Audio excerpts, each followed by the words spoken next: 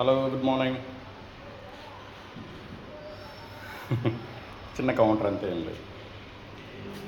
Hello Jada గారు, ఇప్పుడు ఎవరైతే మీకు మీ జల్లో పూలు పెట్టి ఎవరైతే మిమ్మల్ని మాట్లాడిస్తున్నారో వాళ్ళే రేపొద్దున మీ చెవులో పూలు పెట్టకుండా చూసుకోండి. మళ్ళీ ఎందుకనంటే మళ్ళీ మీరు బయటకు వచ్చి వాళ్ళ గురించి అక్కడ ప్రెస్ మీట్లు పెట్టేస్తారు అని నా భయం. అంతే.